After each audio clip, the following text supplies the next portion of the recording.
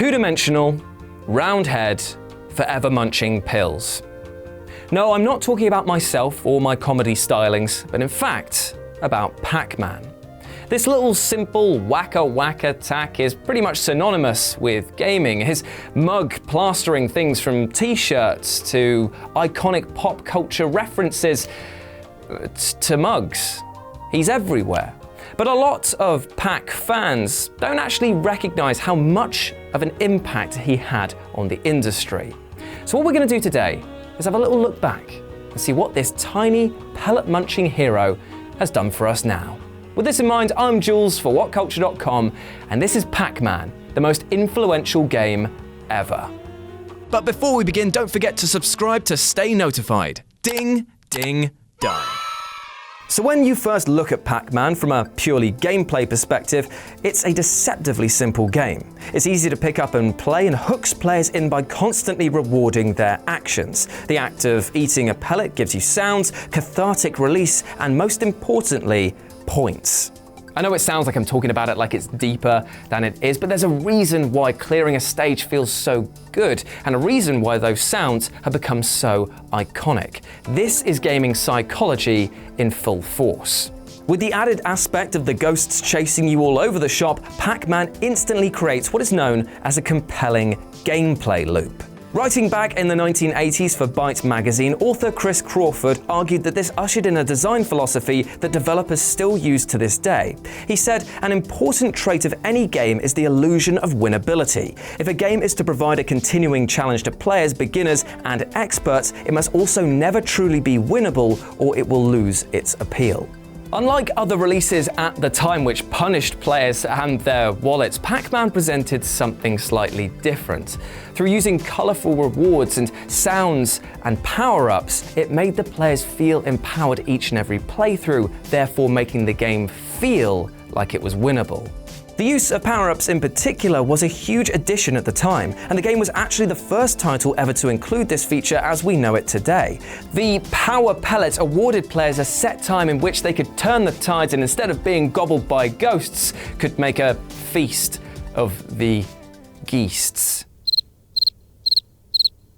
It's rudimentary, but even looking across the current gen of games, power-ups with a limited window of invincibility are still rife. This created a gameplay loop and enforced it with positive feedback. Players could switch between being offensive and defensive, and because of the ever-changing layouts and the Ghost's AI, very few play sessions felt the same. Therefore, the illusion of winnability was created, and it's something which resonated hugely with gamers. We can still see examples of this gaming loop in titles like Destiny. The game isn't winnable in a traditional sense, but being able to buff your character through weapons, armor, and emblems still gives the illusion, because you're strengthening your player, that you can win the game. Yet you've got to keep players on their toes. So within Pac-Man, there comes a point in which the casual player is tasked with a challenge that's simply too demanding. At this point, a level of investment takes place. In order to beat the game and progress through it, you're going to need to learn it. You need to find its flaws, exploit them. Some games totally fudge this difficulty curve and the investment is just too high for many, but Pac-Man, because of its simplicity and what it asked the player to do, was able to slowly ramp up the challenge across each stage. Again, Chris Crawford also covers this point. If players perceive their failure to be a result of their own limitations and decide that winning the game requires superhuman performance, they reject the game as unfair and unwinnable. But if players perceive failures to be attributed to correctable errors on their own part, then they believe the game to be winnable and play on in an effort to master the game. With Pac-Man, mistakes are presented as being small but correctable. Maybe you took a turn too early or too late. Maybe you just missed a power pellet. Either way, it makes you want to keep going back and play the game again to better yourself. Instead of criticizing the game for being broken or too demanding, Pac-Man instead encourages you to keep playing with the promise that you're constantly getting better, correcting your errors in a way that will eventually allow you to win the unwinnable. If you're looking for more modern games that present the same example, then think of Super Meat Boy. That game presents challenges that look impossible, but because of slight changes and tweaks to your gameplay style are made winnable. The challenge is difficult, but it's absolute and fair, and it's this which keeps people hooked. Thanks to Pac-Man, these experiences exist because it normalized that design approach decades prior. Then you've got to think about how Pac-Man directly influenced other game developers. The Dad of Doom, aka John Romero, often went on record to state that Pac-Man helped design his labyrinth-like shooter.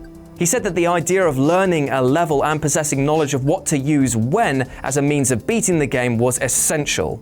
In visual terms, they couldn't look more different, but in mechanics, they're very much the same. Although I'm glad we got Blinky rather than Pinky, that would have been pretty terrifying. Another credit that Pac-Man has under his belt is surprisingly the Metal Gear Solid series, which again, while looking totally different, contains many throwback elements. A near top-down perspective, avoidance of enemies that chase you, and the requirement that you know your environment inside and out being key to success. In fact, when you start looking at games, it's hard not to see Pac-Man popping up all over the place.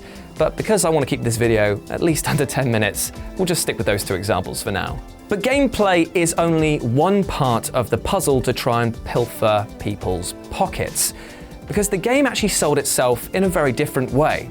It literally sold itself on its design. Before he came along, no game had really had any identifiable personalities or features outside of a title. Everyone remembers Space Raiders, but nobody remembers who was fighting them. And on the other hand, everybody remembers Mario, everybody remembers Sonic, everybody remembers Spinning Marsupial number 5, and everybody remembers Pac-Man. The role of a mascot cannot be overstated, and back in the 1980s, it put an understandable and friendly face on the new world of emerging arcade technology. So with this perfect storm of engaging gameplay, rewarding aspects, and an identifiable and friendly mascot, it changed the perception of gaming. It wasn't just for dorky dudes hanging around arcades anymore, it was for everyone. This universal appeal was something the developers were keen to capitalize on, and soon everyone was trying to find their face with which to connect with gamers. And that's a race that's still going on to this day. In short, Pac-Man was a game changer, much more than a throwaway gag in an Adam Sandler movie, that's for damn sure. And while the series now is a far-flung reach from where it started, this 24 kilobytes of code changed the gaming industry forever. And there we go, a little story on Pac-Man. Let me know what you thought about it down in the comments section below. And as always, I've been Jules, you've been awesome, and I'll speak to you soon.